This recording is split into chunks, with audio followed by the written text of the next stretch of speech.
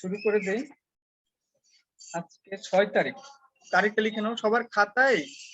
আমার কথাগুলো যা লিখি লেখা থাকা দরকার। আজকে 6 তারিখ।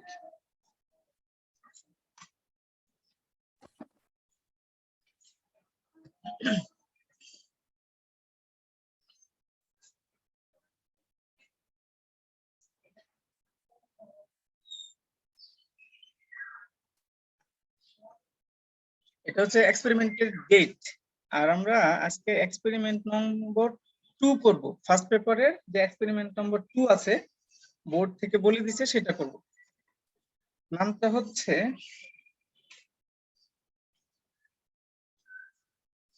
একটি ফ্লাই হুইল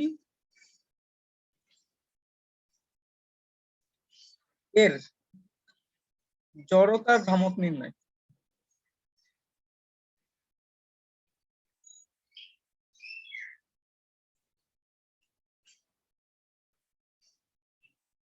নামটা খুবই ছোট কিন্তু কাজ অনেক বেশি। দেখো, ফ্লাই হুইল তোমাদের অপরিচিত, আর জড়তার ভ্রামক এটাও তোমাদের অপরিচিত। এরকম অপরিচিত নিয়ে কাজ শুরু করব। শুরুতে এক্সপেরিমেন্টের জন্য প্রয়োজনীয় রাশিগুলোর নাম লিখি। অনেকগুলো রাশি লাগবে, কৌণিক গতি, রৈখিক গতি, এসব গতির যে রাশিগুলো আমরা পড়ছিলাম অলরেডি, অনেকগুলো রাশি আজকে কাজে লাগবে। তো একটি ফ্লাই হুইলের জড়তার ভ্রামক নির্ণয়, এক্সপেরিমেন্ট নাম্বার 2 তোমার খাতায় লিখছো নিশ্চয়ই, ডেট সহ। এক্সপেরিমেন্ট নাম্বার এটাই চাই, ডেটও এটাই চাই তোমার খাতায়, পেন্সিলে লিখবা। ওকে, এবার রাশিগুলো কি কি রাশি লাগবে আজকে এগুলো একটা লিস্ট করি, তারপরে আমি রাশিগুলোর পরিচয় করায় দিব ভিডিও বেশিরভাগ ক্ষেত্রে, বা মুখে বলতে পারি।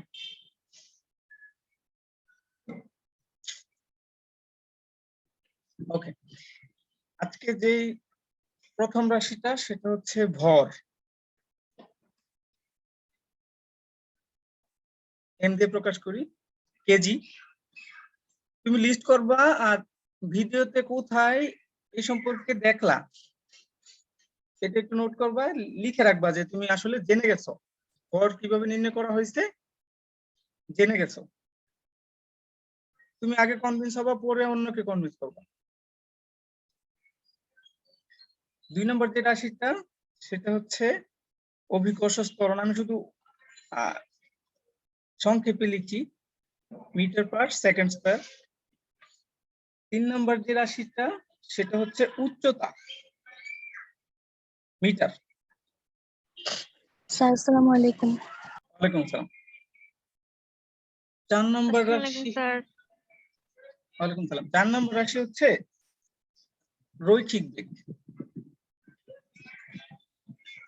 ভি দিয়ে আমরা রৈখিক বেগ বুঝাই। আর 5 নম্বর যেটা, এটা হচ্ছে জড়তার ভ্রামক। আচ্ছা, বেগের এককটা লিখি, মিটার পার সেকেন্ড।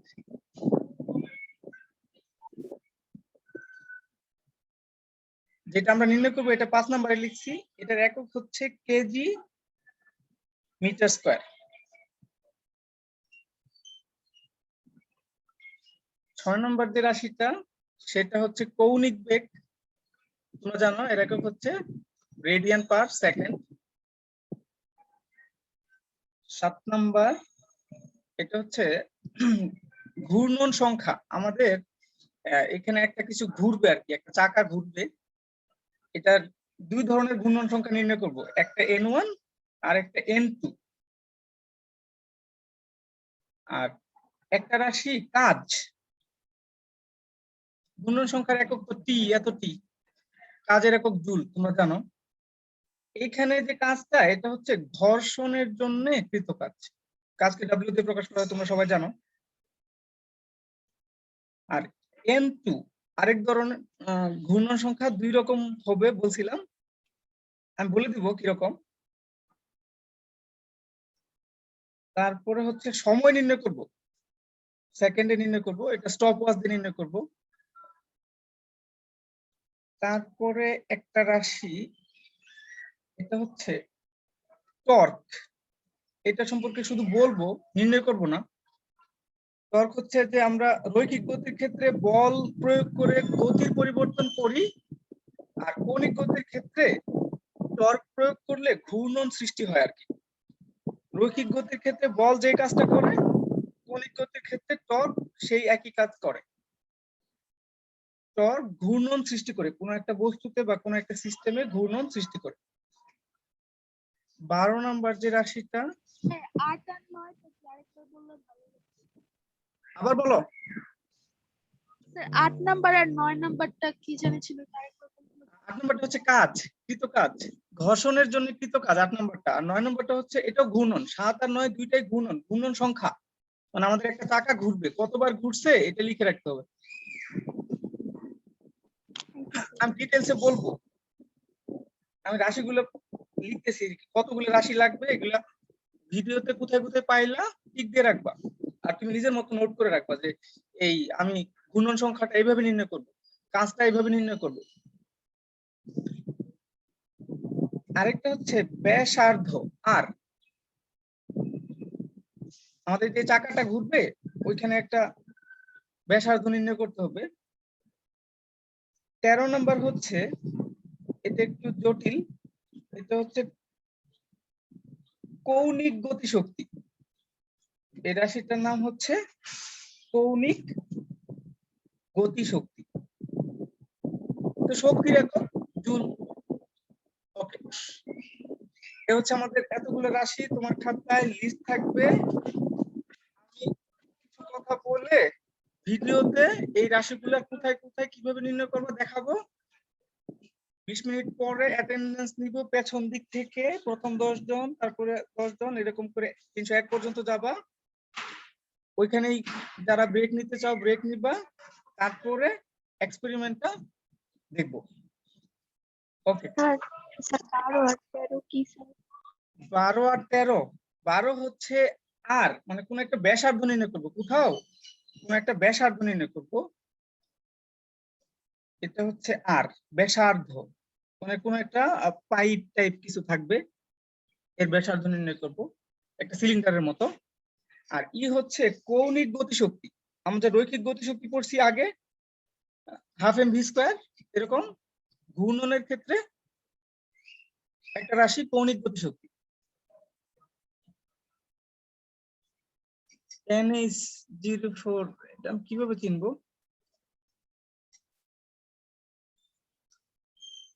আচ্ছা স্যার বলো। স্যার 11 নাম্বারটা কি? 11 নম্বরটা, 11 নম্বরটা হচ্ছে টর্ক।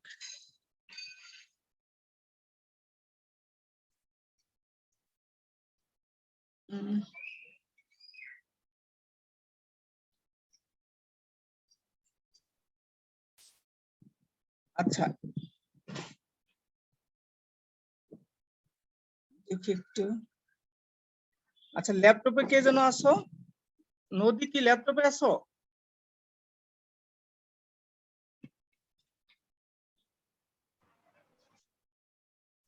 ল্যাপটপে কে ক্লাস করতেছো তাকে একটা কাজ দিব। আমি করতেছি। আচ্ছা আদিবা, ওই যে NH04 এরকম একটা নামে একজন আসছে, দেখো তো ওর পরিচয় জানতে পারো কিনা। ওকে মেসেজ দাও, যদি পরিচয় না দেয় তাহলে আমি ওকে বের আসসালামু করে। আলাইকুম ওয়ালাইকুম আসসালাম। ও যদি পরিচয় না স্যার। দেয়, NH04 ওটা আমার ছিল স্যার। আমি জুমে ছবি অ্যাড করার পর ক্লাসে যখন জয়েন করি তখন এই নামটা আসে, পরে রিনেমে আমার নাম দেওয়া লাগে। ও আচ্ছা ঠিক আছে, ওকে। তাহলে আমরা এই রাশিগুলো বন্ধুদের কাছে এটা স্ক্রিনশট দিয়ে শেয়ার করে দাও, যেন ওরা লিখে নিতে পারে। আমি কিন্তু এটা জিজ্ঞাসা করবো, এই 13টা রাশি সম্পর্কে সবাইকে জিজ্ঞাসা করবো যে 13 নম্বর রাশিটা কি, কিভাবে নির্ণয় করব বলো। তোমাদের জন্য খুশির খবর হচ্ছে এর মধ্যে বেশিরভাগ রাশি আমাদের নির্ণয় করতে হবে না, জি নির্ণয় করতে হবে না, এটা আমরা জানি। তাহলে এটা বলে দিলে হবে। তাহলে জি আমরা অলরেডি জানি। ভর নির্ণয় করা খুবই সহজ। উচ্চতা নির্ণয় করতে হবে, বেগটা নির্ণয় করতে হবে না। এই যে রৈখিক বেগটা ভি ইকুয়াল ওমেগা আর কৌণিক বেগ দিয়ে রিপ্লেস করে দেওয়া যায়, তাহলে এটা নির্ণয় করতে হবে না। আই তো আমরা সরাসরি সমীকরণ থেকে পাবো।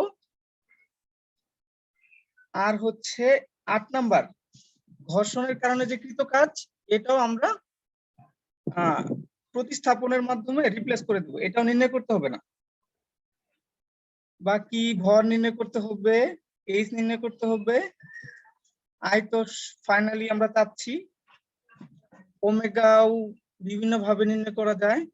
n1 তো কয়বার ঘুরলো এটা দেখে বোঝা যায়, n2 কয়বার ঘুরলো, কি হচ্ছে স্টপওয়াচ দিয়ে। ওকে, আর হচ্ছে স্লাইড ক্যালিপার্স দিয়ে।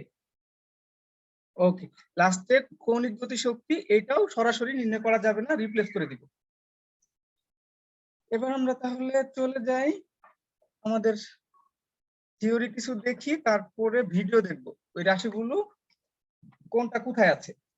প্রথম হচ্ছে ফ্লাইহুইলটা আসলে কি জিজ্ঞাসা করবো, কিন্তু ফ্লাইহুইলটা কি? ফ্লাইহুইল হচ্ছে একটা বড় চাকা, বড় চাকা, জাস্ট একটা বড় চাকা। এই চাকাটা কেন আমরা শিখতেছি, যে কোনো ইঞ্জিনের মধ্যে এই দেখবা বড় একটা চাকা ঘুরতেছে, মেটালের একটা চাকা এরকম ঘুরতেছে, যে কোনো ইঞ্জিন যারা খেয়াল করছো অবশ্যই দেখছো একটা চাকা ঘুরতেছে। এটা কাজ কি? এটা কাজ হচ্ছে আমার যে ইঞ্জিনের ভিতরে শক্তি উৎপন্ন হচ্ছে, এই শক্তিটাকে সাময়িক মানে অল্প সময়ের জন্য, মিলি সেকেন্ড মাইক্রো সেকেন্ডের জন্য জমা রাখে, সাময়িক জমা রাখে। বুঝতে পারছো এই চাকাটার কাজ? ইঞ্জিনের মধ্যে যে শক্তিটা উৎপন্ন হয় এটা খুব অল্প সময়ের জন্য সাময়িক জমা রাখে। কিভাবে জমা রাখে? এখানে চাকা যেহেতু, এখানে ঘূর্ণন গতিশক্তি আকারে জমা থাকে। ঘূর্ণন গতিশক্তি, রৈখিক গতি না, কৌণিক গতিশক্তি। হ্যাঁ, রৈখিক গতিশক্তি ছিল হাফ এম ভি স্কোয়ার, আর কৌণিক গতিশক্তি হচ্ছে half I omega square. Omega সম্পর্কে তোমরা আগে থেকে পরিচিত, কৌণিক বেগ। আর আইটা হচ্ছে আমরা আজকে যেটা নির্ণয় করতে চাই, জড়তার ভ্রামক।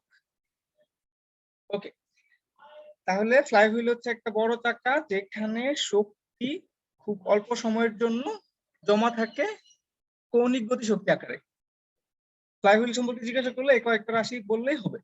আর ঘূর্ণন গতিশক্তি জিজ্ঞাসা করলে এটা রৈখিক গতিশক্তির মতো কৌণিক গতির ক্ষেত্রে গতিশক্তি, এটাকে হাফ আই ওমেগা স্কোয়ার দিয়ে নির্ণয় করা যায়। ওকে, ই দিয়ে প্রকাশ করা হয়, E equal half I omega square.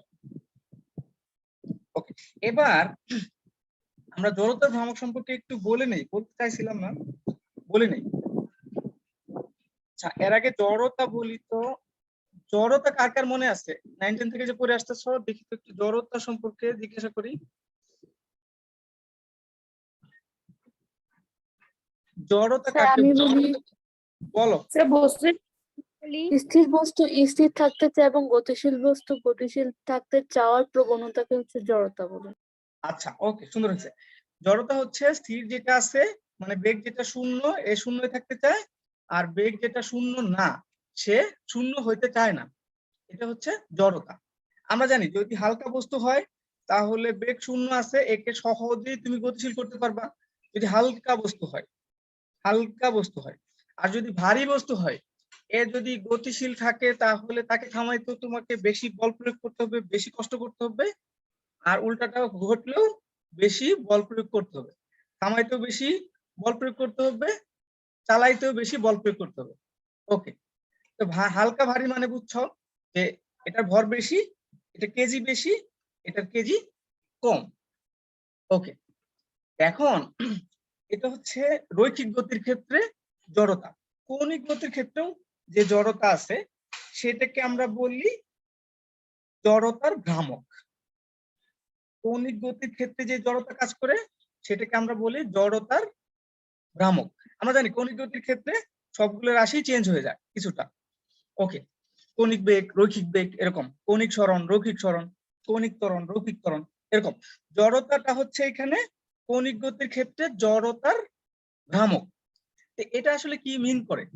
এটা মিন করে আগের মতোই, যদি ভারী বস্তু হয় তাহলে এটাকে রোটেট করাইতে, যেহেতু ঘূর্ণনের বিষয়টা চলে আসতেছে, একে ঘুরাইতে, মনে করো যে তোমার হাতে কলমটা নিয়ে ঘুরাইতেছো, হাতে কলমটা নিয়ে দুই আঙ্গুলের ভেতরে রেখে এরকম ঘুরাইতেছো।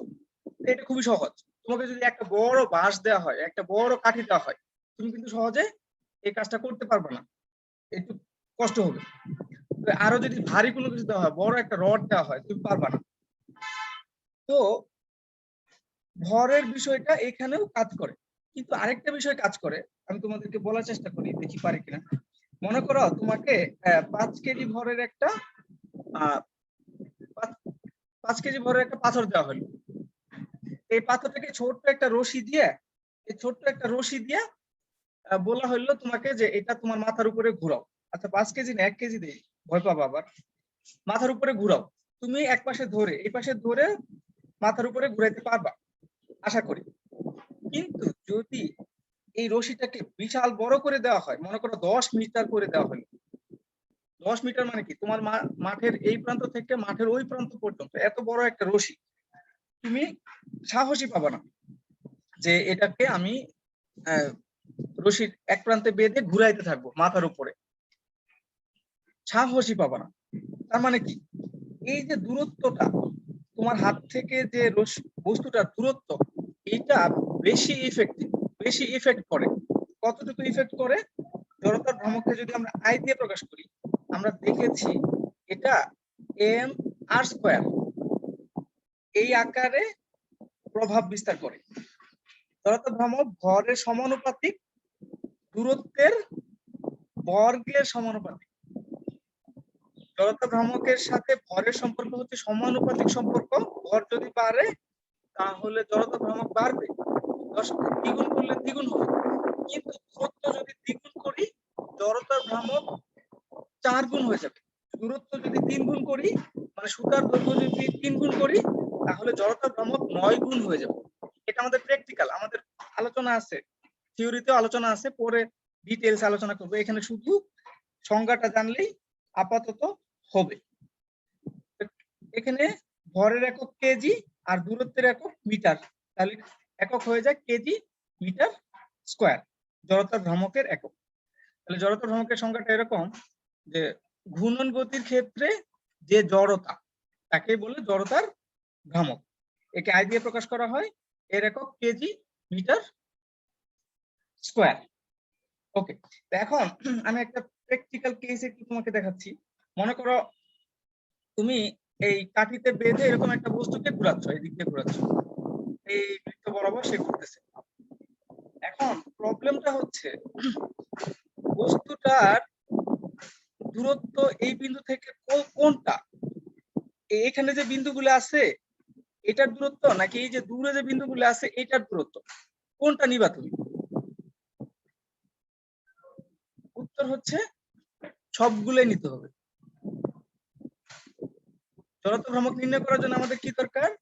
আই ইকুয়াল বস্তুর ভর জানা দরকার আর দূরত্ব জানা দরকার।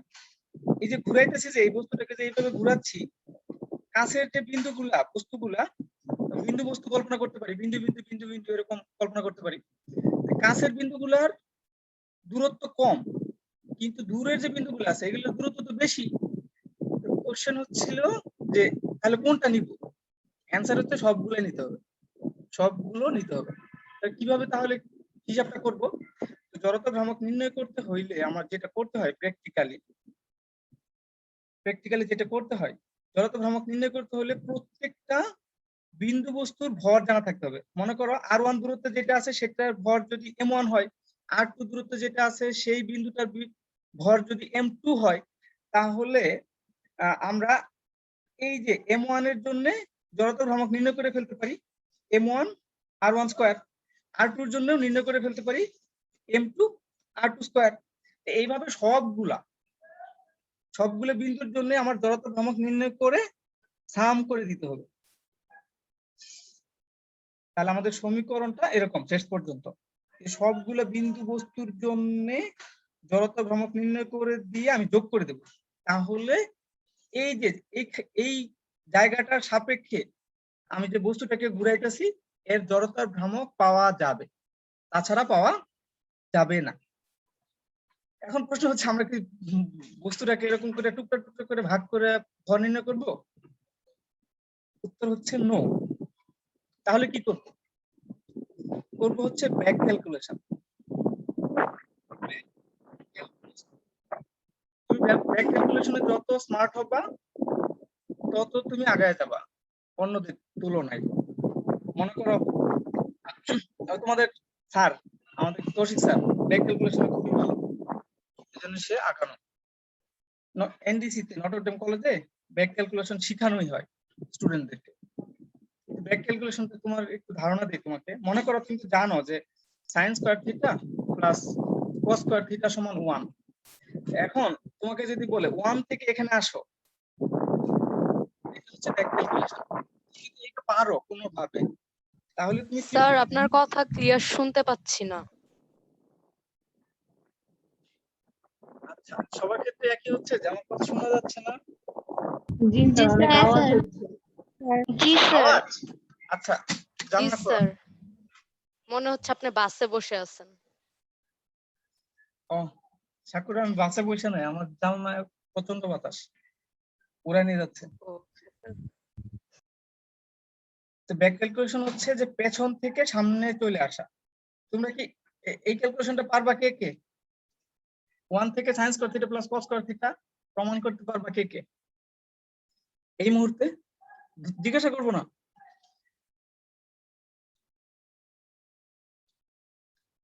পারবা না? আচ্ছা, চেক করে দেখবা। যদি যদি কোনো ক্যালকুলেশন পারো তাহলে তুমি এখানে বস হয়ে যাবে, এখানে আর তুমি ভুল করার সুযোগ থাকবে না। ওকে, আমরা তাহলে বস্তুটাকে এরকম করে ভেঙে চুরে জড়তা ভ্রামক নির্ণয় করতে পারবো না, চাকাটাকে ভেঙে চুরে জড়তা ভ্রামক নির্ণয় করতে পারবো না।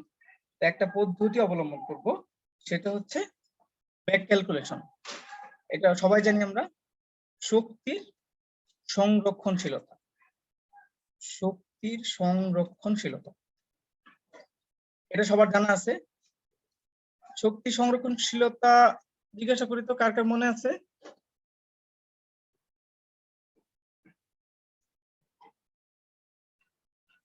বলো, যে কেউ একজন বলো। আদিবা বলো।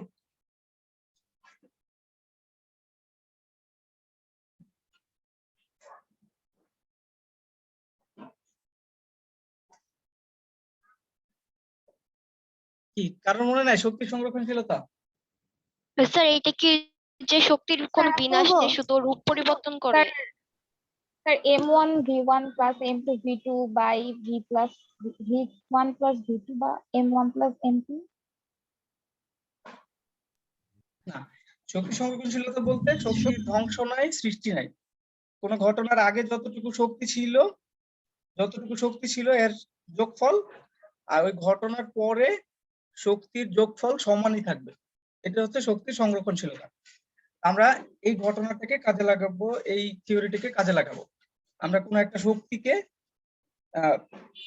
ভেঙে অন্যান্য বিভিন্ন শক্তিতে পরিণত করব।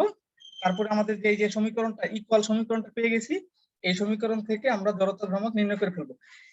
আমরা রাশিগুলার পরিচয় শেখার জন্য এখন অনেকগুলো ভিডিও দেখবো। সবাই লিস্ট নিশ্চয় করছো, যারা লিস্ট না করছো তাদের কপালে শনি আছে। আমি অনেকগুলো ভিডিও দেখবো এখন। এই রাশিগুলা বিভিন্ন ভিডিওতে খুঁজে বের করবো। আমি বলে দেবো তোমাদেরকে যে এখানে এই রাশিটা কাজ করতেছে, এইভাবে নির্ণয় করতেছে। অনেকগুলো ভিডিওতে দেখাতে পারছি আর কি, দুই একটা ভিডিওতে পারতেছিলাম না। ওকে, ভিডিওর সাউন্ড নাই, আমি টেনে টেনে তোমাদেরকে দেখা দিচ্ছি। কোশ্চেন থাকলে সঙ্গে সঙ্গে করবা।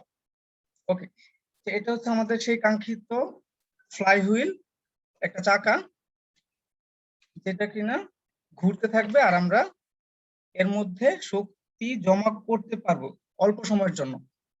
ওকে, দেখো এটা ওয়ালের মধ্যে আটকানো আছে, ভূমির সমান্তরালে ওয়ালের মধ্যে আটকানো আছে। এটার মধ্যে একটা প্লাস্টিকের ট্যাপ দিয়ে দাগ দেওয়া আছে যে কতবার ঘুরলো, এটার জন্য আমরা হিসাবটা করতে পারি। আমি যে হিসাবের কথা কিন্তু বলে দিচ্ছি, কিভাবে পাবা পরে আমাকে অ্যান্সার দিবা। ওকে, আমি টেনে দেখাচ্ছি। এই যে এখানে যে দেখানো হইলো, আমরা এর ক্ষেত্রে আমরা স্প্রিং এর ক্ষেত্রে ভর নির্ণয় করছিলাম। এরকম স্লটেড ম্যাচ দেওয়া ছিল আমাদের, প্রত্যেকটা স্লট 50 গ্রাম করে বলা ছিল। এখানে স্পষ্ট বোঝা যাচ্ছে এখানে 150 গ্রাম হবে। আমরা অবশ্যই এর চেয়ে বেশি ভর ব্যবহার করব।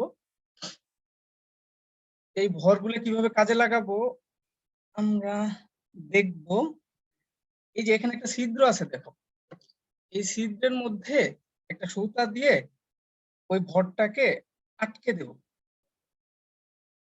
ভরটাকে আটকে দেবো, আটকে দেওয়ার পরে সুতাটাকে পেঁচিয়ে পেঁচিয়ে উপরের দিকে তুলবো। আমরা এটাকে উপরের দিকে তুলবো, সুতাটাকে আটকেছি। আবার দেখাবো, আর কয়েকটা ভিডিওতে দেখাবো। এখানে পেজ সংখ্যাটা হচ্ছে, হ্যাঁ বলো। স্যার আমাদের এই প্র্যাকটিক্যালের জিনিসগুলো যখন কলেজ খুলবে তখন দেখালে ভালো হতো স্যার, মানে আমরা হাতে ধরে প্র্যাকটিক্যালি কাজগুলো করলে ভালো বুঝতে পারতাম। খুললে তো অবশ্যই দেখাবো। আবার তোমাদের 11 থেকেই তো প্র্যাকটিক্যালটা করাইতে বলছে। আমাদের সবগুলো ক্লাসে তোমাদের 11 এর জন্য প্র্যাকটিক্যাল করাইতেছে।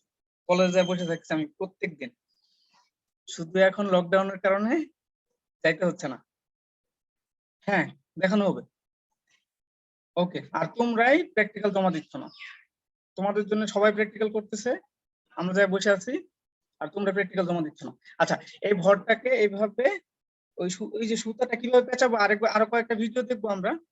তো এই ভরটা ঝুলানোর কারণে এই চাকাটা ঘোরা শুরু করবে। কিভাবে শুরু করবে সেটা ডিটেইলস আরো দেখবো আমরা। আরো অনেকগুলো ভিডিও আছে, ওইখানে দেখবো। সবগুলোতে বোঝা যায় না পুরোটা। আমাদের সমীকরণ আছে, সমীকরণটা পরে দেখবো আমরা। এখানে মনে হয় এই ভিডিওতে মনে হয় আর কিছু নাই। আচ্ছা, স্লাইড ক্যালিপার্সের মাধ্যমে আমরা ওই যে মাঝখানে যে অক্ষটা বরাবর ঘুরতেছে দেখতে পাচ্ছি, মাঝখানের একটা অক্ষ বরাবর যে চাকাটা ঘুরতেছে, ওই চাকাটাকে ওই এই যে অক্ষ, আচ্ছা, যে অক্ষ বরাবর ঘুরতেছে এই অক্ষটার ব্যাসার্ধ নির্ণয় করে ফেলবো স্লাইড ক্যালিপার্সের মাধ্যমে। স্যার দেখাইলো ওই স্লাইড ক্যালিপার্সের মাধ্যমে ওই অক্ষটার ব্যাস নির্ণয় করে ব্যাসার্ধ নির্ণয় করে ফেলবো। ওকে, মনে হয় এখানে আর কিছু নাই।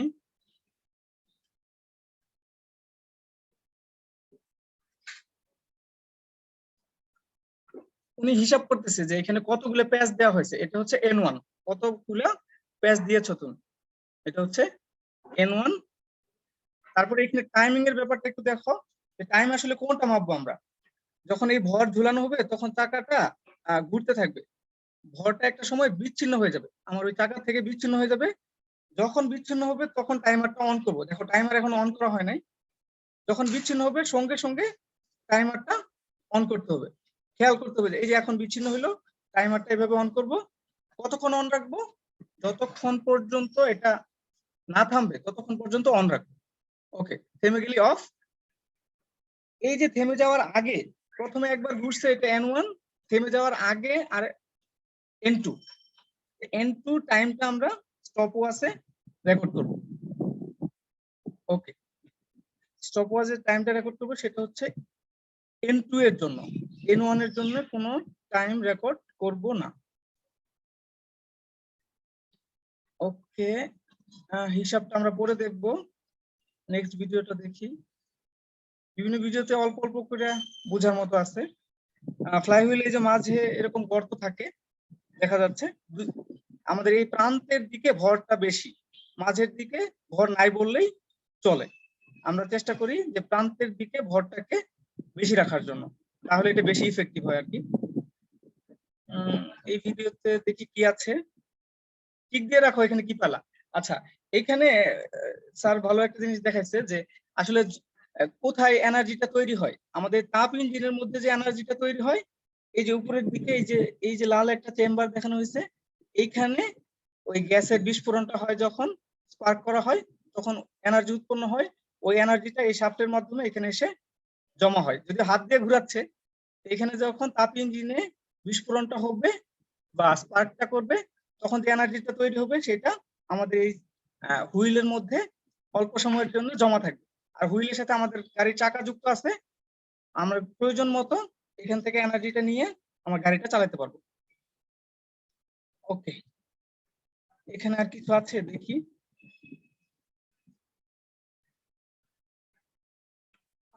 অনেকগুলো ভিডিও। আচ্ছা, এরকম মোটা সুতা হতে পারে, আবার এই যে সুতা আগে হুইলের আমার এই দণ্ডের মধ্যে একটা ছিদ্র ছিল, ছিদ্র দিয়ে আটকানো ছিল, এখানে আবার একটা ফাঁস দিয়ে আটকানো আছে। ফাঁস গিরোটা আমি দেখাবো তোমাদেরকে।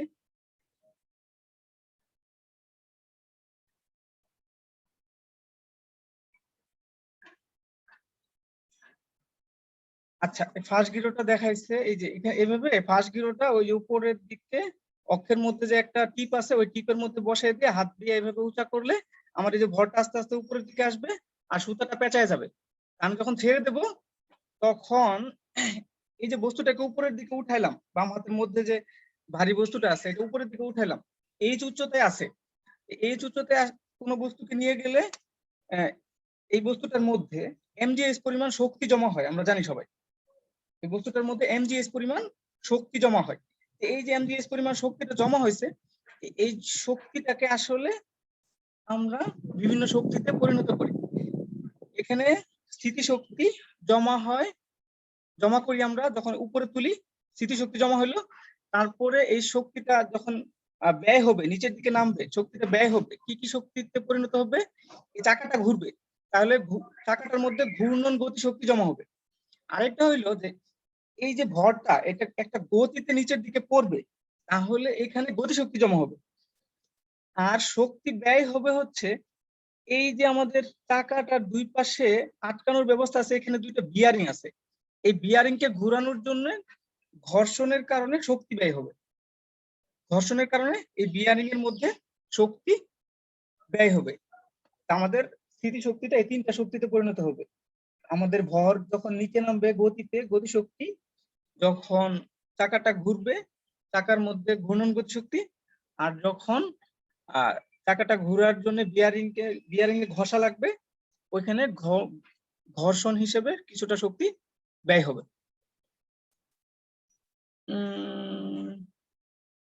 আচ্ছা, এখানে আর কিছু নাই।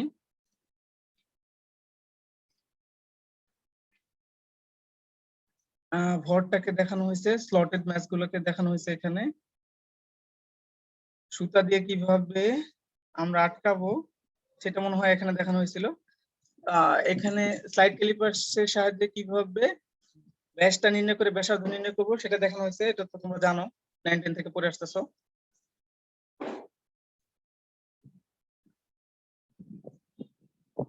এখানে আর তো আচ্ছা, এখানে দেখো সুতা যখন পেঁচাবো আমরা, যদি ফাঁসের মধ্যে দেই বা এমন ভাবে আটকাইলাম যে সুতা গিট লেগে গেল, তাহলে আমাদের হিসাবটা গড়বড় হবে আর কি। তো উনি কি করছে, সুতাটাকে নিজে হাত দিয়ে ধরে একটু পেঁচানোর চেষ্টা করছে, কোনো গিট দেয় নাই। তো তাহলে বাইরে থেকে অতিরিক্ত ধাক্কাটা কম লাগবে। এইভাবে তুমি পেঁচাইতে পারো। তার সাথে আমার কাছে ফাঁস দেওয়াটা ভালো মনে হয়েছে, আমি ফাঁস দেওয়াটাকে ভালো মনে করি।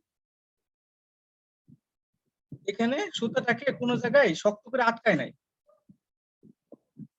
তুমি বিভিন্ন ভাবে সুতাটাকে আটকাতে পারো তোমার ইচ্ছা মতো, যেটা তুমি সুবিধা মনে করো আর কি। ওকে, আরো দুইটা ভিডিও আছে। আচ্ছা, এই ভিডিওগুলা দেশি ভিডিও, এগুলো আমার কাছে ভালো লাগছে, তোমরা দেখতে পারো। এই যে আশরাফ স্যারের ভিডিওগুলা দেখতে পারো। এখানে যে ঘটনাটা আমাদের এরকম আছে, দেখো এখানে একটা কাউন্টার দেয়া আছে, তোমার হিসাব করতে হবে না, ঠিক আছে? কাউন্টারের এখানে একটা টিপ দেয়া আছে, এই টিপটা গিয়ে কাউন্টারকে ধাক্কা দিবে, যতবার এই চাকাটা ঘুরবে ততবার এখানে কাউন্টারে উঠবে, যতগুলো ধাক্কা দিবে ততবার ওইখানে হিসাবটা হয়ে যাবে। তো টেনশন কম আর কি কিছুটা। আমাদের এরকম কাউন্টার দেয়া আছে। আচ্ছা, উনি এইভাবে সুতার মধ্যে রশির মধ্যে প্যাচ দিয়ে এখানে ফাঁসটা লাগিয়ে দিবে, এই যে আলগা গেরো আর কি, এটাকে লাগিয়ে দিবে। নিচে ভর ঝুলানো হয়েছে, এখন উপরের দিকে যতবার প্যাচ দেওয়া হবে এটা হচ্ছে N1, ঘূর্ণন সংখ্যা n1। ওকে, আমরা এরকম বড় একটা ভর ঝুলাবো, স্লটেড করা আছে প্রত্যেকটা হাফ কেজি করে, তাহলে যদি 5টা দেই 2.5 কেজি, 4টা দেই 2 কেজি। ভর ঝুলাই দিলে ভরের কারণে টর্কের কারণে অ্যাকচুয়ালি আমার চাকাটা ঘুরবে আর ভরটা নিচের দিকে আসবে। এইভাবে আমি আমার সুতাটাকে ওইখানে পেঁচাবো। কত প্যাচ দিয়েছি এটা আমি হিসাব করে ফেলতে পারি, খুব ইজিলি হিসাব করে ফেলতে পারি যে কত প্যাচ দেওয়া হয়েছে। কতগুলা প্যাচ আছে তুমি তো দেখে দেখে হিসাব করতে পারো। n1টা সরাসরি প্রথমেই দেখে নেওয়া যায়, n2টা দেখতে হয় আর কি। রশির দৈর্ঘ্যটা বোঝানোর চেষ্টা করতেছে। আচ্ছা, এটা হচ্ছে আমাদের ইকুয়েশন, মূল ইকুয়েশন, যে আমরা ভরটাকে যখন এইচ উচ্চতা উঠাইছি তাহলে ওইখানে mgh পরিমাণ শক্তি জমা হয়েছে, ওই ভরটার মধ্যে mgh পরিমাণ শক্তি জমা হয়েছে। যখন ছেড়ে দিছি তখন এই 3টা শক্তিতে বিভক্ত হয়েছে। একটা হচ্ছে গতিশক্তি হাফ mv স্কয়ার, গতিশক্তি হচ্ছে ভরটা যখন গতিতে যাচ্ছে ওর গতিশক্তি। আর একটা হচ্ছে হাফ আই ওমেগা স্কয়ার, এটা হচ্ছে কৌণিক গতিশক্তি, ওই যে চাকাটা যে ঘুরতেছে তার শক্তি। আর n1w, এটা হচ্ছে ঘর্ষণের কারণে ব্যয়িত শক্তি। n1 হচ্ছে কত প্যাচ দিয়েছি, আর ডাব্লুটা হচ্ছে প্রতি প্যাচ প্রতি ঘূর্ণনে ব্যয়িত শক্তি। ডাব্লুটা একটু ভালো করে লিখে নাও, ডাব্লুটা হচ্ছে প্রতি ঘূর্ণনে ব্যয়িত শক্তি। এই সমীকরণটা থেকেই আসলে আমরা পুরা হিসাবটা করে ফেলতে পারবো। এই সমীকরণটাই আমাদের মাস্টার ইকুয়েশন। ওকে, তাহলে ভিডিওগুলা দেখা শেষ, আমরা অ্যাটেন্ডেন্স নিয়ে তারপরে আবার আসতেছি।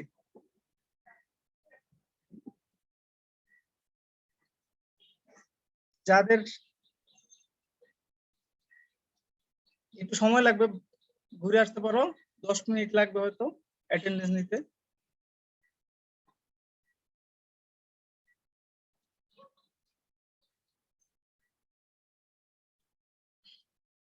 আচ্ছা, শেষ 20 পর্যন্ত কে কে আছো? 410 411 থেকে 20 পর্যন্ত। স্যার 413। 413 বলো তো ডাব্লুটা কি ছিল? জি স্যার। ডাব্লুটা কি ছিল আমাদের সমীকরণে? ডাব্লুটা কি ছিল? ডাব্লু, এরকম একটা ডাব্লু ব্যবহার করলাম না আমরা কিছুক্ষণ আগে, n1 ডাব্লু। ডাব্লুটা কি ছিল?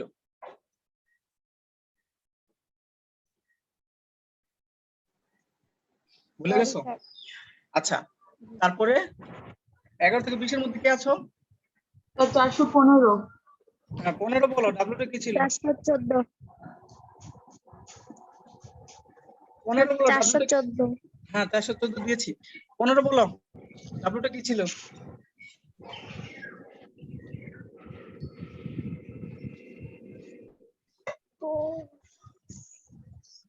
চোদ্দ বলো। প্রতি ঘূর্ণনে ব্যয়িত শক্তি। হ্যাঁ, প্রতি ঘূর্ণনের কারণে ঘর্ষণে যে শক্তিটা ব্যয় হয়। ওকে, আর কেউ আছো 20 পর্যন্ত? 11 থেকে 20 পর্যন্ত নাই। আচ্ছা, 401 থেকে 410 পর্যন্ত। 404। 404 বলো তো যে আমরা ভর কিভাবে নির্ণয় করব এই এক্সপেরিমেন্টে? জি স্যার বুঝিনি, একটু আবার বলবেন?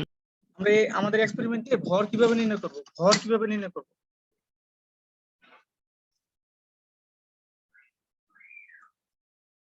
আচ্ছা, 401 থেকে 410 পর্যন্ত আর কেউ নাই। 391 থেকে 400 পর্যন্ত। 391। 91 বলো, ভর কিভাবে নির্ণয় করতে হবে?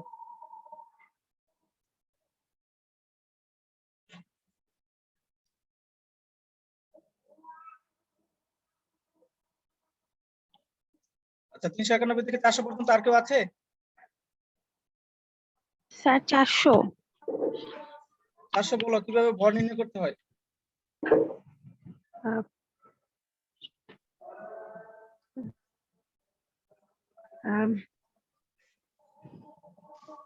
স্যার জড়তার ভৌমিকের সাথে আচ্ছা চিন্তা করতে থাকো 381 থেকে 390 পর্যন্ত কি আছো?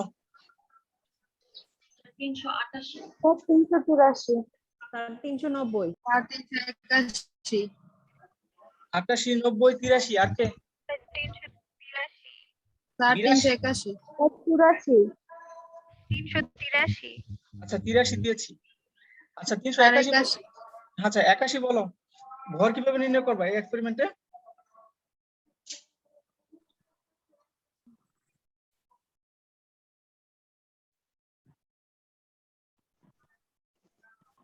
আচ্ছা 71 থেকে 80 76 হ্যাঁ 76 বলো কিভাবে ভর নির্ণয় করবে? স্যার 77।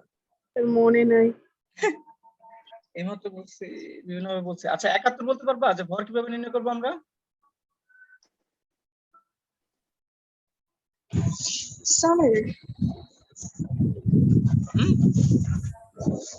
স্যার আমারও 310।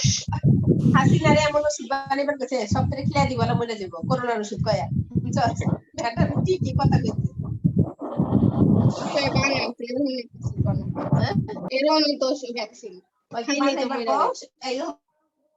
আচ্ছা 61 থেকে 70 পর্যন্ত স্যার আমারও 310। দিয়েছি 310। Sir 369 sir 365 sir 352। Sir 363 64 sir 358। আচ্ছা 61 থেকে 70 পর্যন্ত কেউ আছো?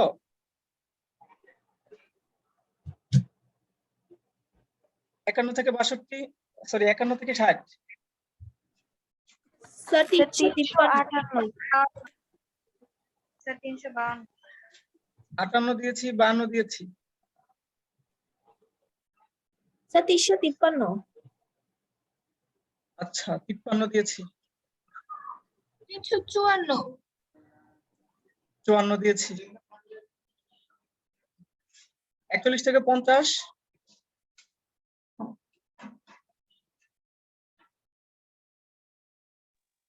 348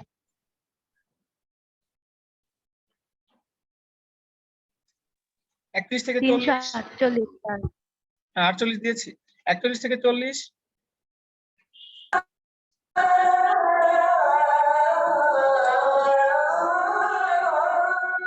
31 থেকে 40 স্যার 334 স্যার 331 আচ্ছা স্যার 337 আচ্ছা 21 থেকে 30 স্যার 338 স্যার 322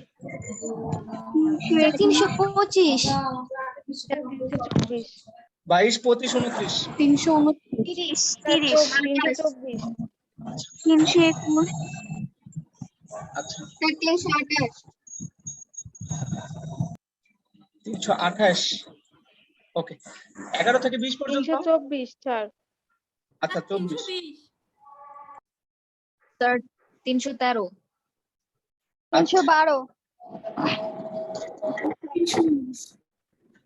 314। 11 12 13 14 আছে শুরু থেকে 10 পর্যন্ত 306 306 স্যার 307। 307 স্যার 309। 9 স্যার 308। 308 301 না দেখছিলাম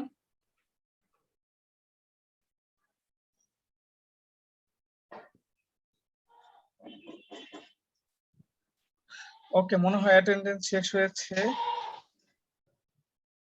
আমরা আরেকবার দেখি রাশিগুলো কিভাবে নির্ণয় করছিলাম স্যার 15 স্যার, আমার নেটের সমস্যার কারণে বের হয়ে গেছিলাম। আচ্ছা আমি লিখে রাখছি। স্যার দেখো 412। 412, স্যার 338। 338। আচ্ছা ওকে, আমরা ভর নির্ণয় করছিলাম হচ্ছে স্লটেড ম্যাচের মাধ্যমে। আমাদের সামনে স্লটেড ম্যাচ ছিল আলাদা আলাদা 50 গ্রাম 50 গ্রাম বা হাফ কেজি ওরকম, ওইখান থেকে দেখে ফেলতাম যে কতটুকু ভর আমরা নিয়েছি। জি আমরা জানি, এইটা আমরা নির্ণয় করে ফেলতে পারি আমাদের রশি কতটুকু উপর থেকে কতটুকু নিচ পর্যন্ত আসছে। আমরা শুরুতে কোন একটা বস্তুকে এত উপরে উঠেছিলাম, যখন রশিটা আমাদের ফ্লাইহুইল থেকে ছেড়ে গেছে তখন কত উচ্চতায় ছিল। এই দুইটার পার্থক্য হচ্ছে এইচ এর মান। যখন ফ্লাইহুইলের সাথে রশিটা আটকানো আছে তখন ভরের যে উচ্চতাটা, আর যখন ছেড়ে যাচ্ছে তখনকার উচ্চতা, এই দুইটার পার্থক্য হচ্ছে এইচ এর মান। ওকে, এইচ আমরা আরেকভাবে বের করতে পারি। ডি তো আমরা বের করি নাই, ওমেগা আর। আই তো বের করব, ওমেগাও বের করব। N1 হচ্ছে কতগুলো প্যাচ দিয়েছি। আমরা যে রশিটা নিয়েছি এটা আমাদের ফ্লাইহুইলের অক্ষের সাথে কতগুলো প্যাচ দিয়েছি, 10টা দিতে পারি, 5টা দিতে পারি। ডাব্লুটা তো আমরা নির্ণয় করব না। N2 হচ্ছে যখন আমার সুতাটা ছেড়ে গেছে এরপরে থেকে থেমে যাওয়া পর্যন্ত কতবার ঘুরেছে, এটা হচ্ছে N2। N2 এর জন্য যে সময়টা লাগছে সেটা হচ্ছে প্রয়োজনীয় সময় T। আর টর্কটা হচ্ছে কোন একটা বস্তুকে ঘুরাতে। N2 এর ব্যাপারটা আরেকবার বলেন। N2 জি স্যার।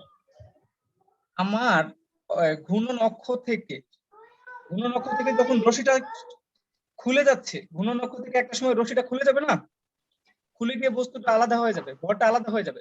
আলাদা হয়ে যাওয়ার পরেই তো আমার চাকাটা থেমে যাবে না। আলাদা হয়ে যাওয়ার পরে থেকে আস্তে আস্তে ঘর্ষণের কারণে চাকাটা থেমে যাবে এক সময়। আলাদা হয়ে যাওয়ার পরে থেকে থামা পর্যন্ত কতবার ঘুরবে, সেটাই হচ্ছে N2।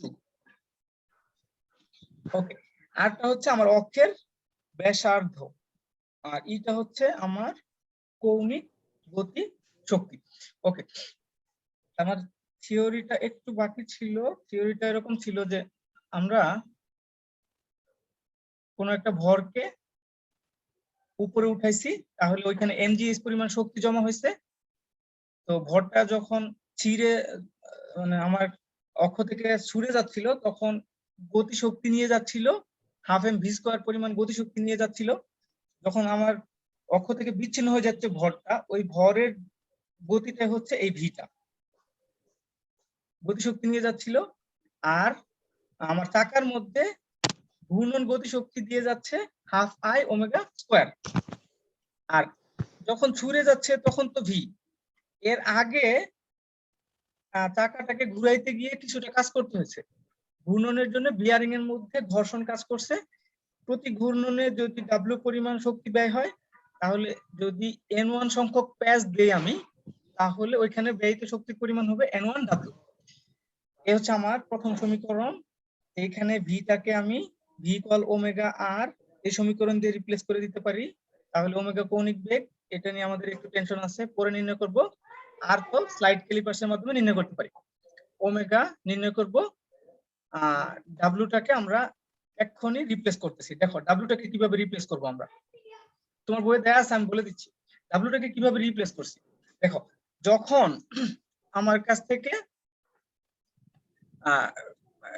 বস্তুটা বিচ্ছিন্ন হয়ে গেছে, ভরটা বিচ্ছিন্ন হয়ে গেছে, তখন চাকার মধ্যে এই পরিমাণ শক্তি আছে, এটাও বিচ্ছিন্ন হয়ে গেছে, এটাও শেষ হয়ে গেছে। খেয়াল করে দেখো, যখন বস্তুটা বিচ্ছিন্ন হয়ে গেছে, ভরটা বিচ্ছিন্ন হয়ে গেছে, এটা আমার সিস্টেম থেকে বের হয়ে গেছে, আর এই পরিমাণ শক্তি তো আগেই ব্যয় হয়ে গেছে, তাহলে এইটুকু আমাদের হিসাবের আপাতত বাইরে। ওকে, তাহলে এই পরিমাণ শক্তি আমার চাকার মধ্যে আছে, ঘূর্ণন গতি শক্তি রূপে আছে। এটা ব্যয় হয়েছে কিভাবে, আমার চাকার মধ্যে যেহেতু এখনো ঘর্ষণ কাজ করতেছে, ডাব্লিউ পরিমাণ ঘর্ষণ এখনো কাজ করতেছে, এটাকে যদি N2 পরিমাণ ঘুরে থামে, তাহলে N2 ঘূর্ণনের জন্য প্রয়োজনীয় শক্তি হবে চাকার মধ্যে যে পরিমাণ শক্তি জমা ছিল, চাকার মধ্যে যে পরিমাণ শক্তি ছেড়ে গেছিল, জমা হয়েছিল, এটা N2 পরিমাণ ঘূর্ণনে ব্যয় হবে। এখান থেকে আমরা ডাব্লুর মানটা বের করে ফেলতে পারি। তো ডাব্লুর মানটা বের করে আমাদের ওই N1W যেখানে ছিল ওইখানে বসায় দিব। ওকে, এবার হচ্ছে ওমেগার মানটা আমরা কিভাবে বের করব? আমরা ডাব্লুর মান কিন্তু বের করে ফেলছি, এবার ওমেগার মানটা কিভাবে বের করব? কৌণিক বেগ ওমেগার মানটা বের করব। আমাদের যদি মন্দন হয়, তাহলে আমরা মনে করি এটা ভি, এটা টি। মন্দন যদি হয় তাহলে গড় বেগ হয় এরকম, গড় বেগ ভি হয় আদি বেগ প্লাস শেষ বেগ ডিভাইডেড বাই 2, আদি বেগ প্লাস শেষ বেগ ডিভাইডেড বাই 2। আমরা এখানেও কৌণিক গতির ক্ষেত্রে এরকম ব্যবহার করব। শুরুতে যখন আমার চাকাটা ঘুরতেছিল, যখন ভরটা বিচ্ছিন্ন হয়ে গেল, অনেক দ্রুত ঘুরতেছিল, আস্তে আস্তে গিয়ে থেমে গেছে, একদম থেমে গেছে। তাহলে শুরুতে কৌণিক বেগ কত ছিল জানি না আমরা, শেষে কত হয়েছে? 0 হয়েছে। তাহলে গড় কৌণিক বেগ আমরা এখান থেকে পেয়ে যেতে পারি। দেখো, গড় কৌণিক বেগ আমরা এখান থেকে পেয়ে যেতে পারি। এটা হচ্ছে গড় কৌণিক বেগ ওমেগা বাই 2। এই কৌণিক বেগের গড়টা আবার আমরা যে কিছুক্ষণ আগে সময় নির্ণয় করছি ওইখান থেকে বের করে ফেলতে পারি। কিভাবে বের করি আমি তোমাদের একটু দেখাই। প্রতি ঘূর্ণনে আমার চাকাটা 2 পাই দূরত্ব অতিক্রম করে, তাহলে N2 ঘূর্ণনে এতটুকু দূরত্ব অতিক্রম করছে। এর জন্য সময়টা হচ্ছে টি, যেটা স্টপওয়াচ দিয়ে নির্ণয় করছি, এটাই হচ্ছে আমাদের গড় বেগের সমান, তাহলে এইখান থেকে আমরা ওই যে ওই পাশ থেকে যদি ডাব্লুর মানটা এখানে বসাই, শেষ পর্যন্ত এটা হচ্ছে আমাদের গড় বেগ। ডাব্লুর মানটা তাহলে কত পাই আমরা? ডাব্লুর মানটা পাই আমরা 4 পাই N2 ডিভাইডেড বাই টি। দেখো, টিটা হচ্ছে স্টপওয়াচ থেকে আমরা পাবো, N2টা হচ্ছে বিচ্ছিন্ন হওয়ার পরে আর কতবার ঘুরবে এখান থেকে পেয়ে যাব। তাহলে ডাব্লু ওমেগার মানটা আমরা পেয়ে গেলাম। আমাদের সমীকরণে আর কিছুই বাকি রইল না অজানা। এইচ এর মানটা আমরা বের করে ফেলতে পারি। এইচ এর মান দেখো তোমাদের বইতে কিভাবে বের করছে, 2 পাই N1। কারণ হচ্ছে যে আমার যে বস্তুটা উপরে উঠাইছিলাম এটা যখন বিচ্ছিন্ন হয়ে গেছে তখন এই এইচ পরিমাণ দূরে গেছে, এইচ পরিমাণ দূরে গিয়ে বিচ্ছিন্ন হয়েছে। এইচ পরিমাণ দূরে যাওয়া মানে কি? প্রত্যেকবার 2 পাই ইনটু সব মিলিয়ে 2 পাই ইনটু N1 এত দূরত্ব অতিক্রম করছে। এটা আমরা বের করে ফেলতে পারি যে আমাদের যে অক্ষটা আছে এটা যদি আর ব্যাসার্ধের হয়, এটা যদি আর ব্যাসার্ধের হয়, ওইখান থেকে আমরা খুব সহজেই বের করে ফেলতে পারি। আচ্ছা, 2 পাই আর এর সমান হচ্ছে 2 পাই আর এন না, 2 পাই আর ব্যাসার্ধটা দিয়ে বসালে হয়ে যাবে। ওকে, এবার হচ্ছে আমাদের ফাইনাল যে সমীকরণটা দাঁড়াবে সেটা আমি একটু লিখি। আই হবে উপরে হচ্ছে এম, নিচে 2gh divided by omega square minus r square divided by 1 plus N1 divided by N2।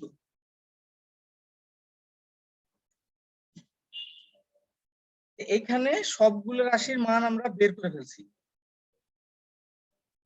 সবগুলো রাশির মানই আমাদের জানা। আর এর মান স্লাইড ক্যালিপার্সের মাধ্যমে নির্ণয় করছি, N1 N2 কাউন্টার অথবা নিজে নিজে হিসাব করে বের করছি, এইচ এর মান বের করে ফেলছি, জি এর মান জানি, ওমেগার মান বের করছি, এম এর মানও জানি।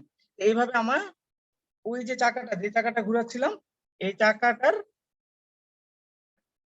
জড়তার ভ্রামক আমি নির্ণয় করে ফেলছি। চাকাটা দেখতে তোমাদের ল্যাবে এরকম একটা চাকা আছে, আর আমরা যখন তোমাকে ছবি আঁকতে বলবো তুমি ছবিটা আঁকবা এরকম, ওয়ালের মধ্যে এরকম একটা চাকা আটকানো আছে। এটা যখন ভর যুক্ত করে ছেড়ে দেওয়া হবে নিচে একটা সময় গিয়ে বিচ্ছিন্ন হয়ে যাবে। ভর শুরু থেকে শেষ পর্যন্ত কত দূরত্ব অতিক্রম করছে তুমি স্কেল থেকে নির্ণয় করে ফেলতে পারো এইচ, তুমি যেভাবে ইচ্ছা সেভাবে নির্ণয় করো। এইভাবে আমাদের ওই বস্তুটার জড়তার ভ্রামক, যেটা নির্ণয় করাটা কঠিন মনে হচ্ছিল, ভেঙে চুরে নির্ণয় করতে হবে, খুব সহজেই নির্ণয় করা যাবে। আচ্ছা, এখন হচ্ছে তোমাদের গ্রাফের অবস্থা খুব খারাপ। গ্রাফ নিয়ে আমি 1 মিনিট কথা বলি। গ্রাফের ক্ষেত্রে তোমরা যে ভুলগুলো করছো, গ্রাফে অক্ষে এক্স অক্ষে কি বসাইছো? এক্স অক্ষে বসাইছো হচ্ছে তোমরা ভর, কেজি একক দিতে হবে। ওয়াই অক্ষে বসাইছো সময়ের বর্গ, তাহলে সেকেন্ড স্কয়ার এটা দিতে হবে। প্রত্যেকটা বিন্দু চিহ্নিত করতে হবে, প্রত্যেকটা বিন্দু চিহ্নিত করবা। সব বিন্দুর ভেতর দিয়ে তোমার রেখা যাবে এমন কোনো কথা নাই, কিন্তু বিন্দু দেখাওই নাই। আর হচ্ছে এখানে স্কেল দেখাইতে হবে, স্কেলের মধ্যে একক দেখাইতে হবে, কত কেজি কত সেকেন্ড স্কয়ার এটা দেখাইতে হবে। দেখো যারা এসব দিছো তাদেরকে আমি অ্যাপ্রিসিয়েট করছি, অন্যদেরকে অ্যাপ্রিসিয়েট করি নাই। যারা এইভাবে গ্রাফটা করো নাই তারা আবার করে আমার কাছে জমা দিবা। হয় নাই তাদেরটা, আমি ওদেরটা সাইন করব না। হ্যাঁ বলো। স্যার আমাদের এই প্র্যাকটিক্যাল লেখার জন্য মানে এমন কোন বই আছে কি যেটা মানে আমরা কিনে নিতাম তাহলে লিখতে সুবিধা হতো? আমি যা যা বলছি শাহজাহান তুবুল স্যারের বইতে তো সরাসরি আছে, মেইন বই আছে। Okay sir. মেইন বইগুলোতে সরাসরি আছে।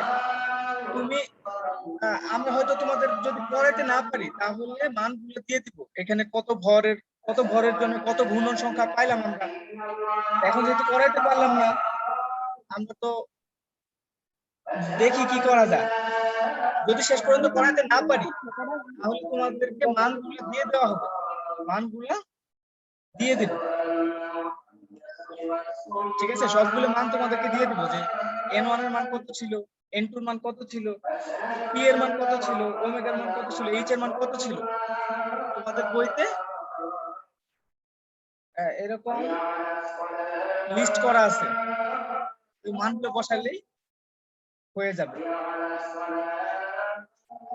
ওকে স্যার বলো।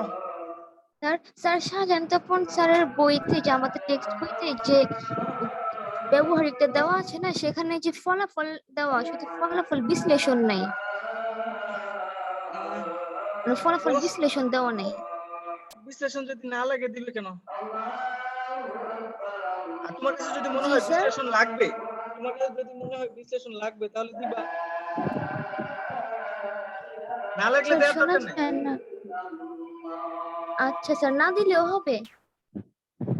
যদি ফলাফল বিশ্লেষণ প্রয়োজন পড়ে তাহলে তো দিতেই হবে, আর না লাগলে দিতে হবে না।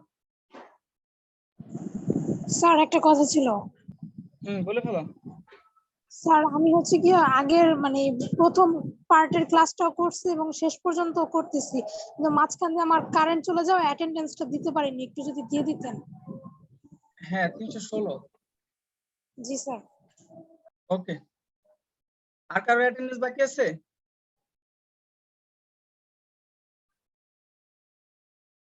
তোমরা বই ধরে এক্সপেরিমেন্টটা লিখে ফেললো তাহলে হয়ে যাবে। এক্সপেরিমেন্টের স্টেপ খুবই কম, ক্যালকুলেশনটা বেশি।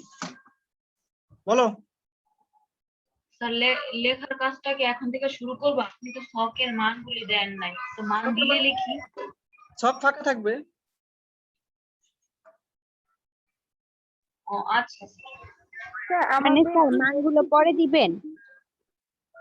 আর যদি করাইতে পারি তাহলে তো ওইটাই তোমার মান, আর যদি করাইতে না পারি তাহলে তো একটা দিতেই হবে। স্যার আমাদের যে বোর্ড থেকে সিকোয়েন্স দিয়েছে প্র্যাকটিক্যালের, এটা কি সেই অনুযায়ী হচ্ছে? হ্যাঁ আজকে এটা 2 নম্বর এক্সপেরিমেন্ট, বোর্ড থেকে বলে দিছে এটা 2 নম্বর এক্সপেরিমেন্ট হবে। Okay sir.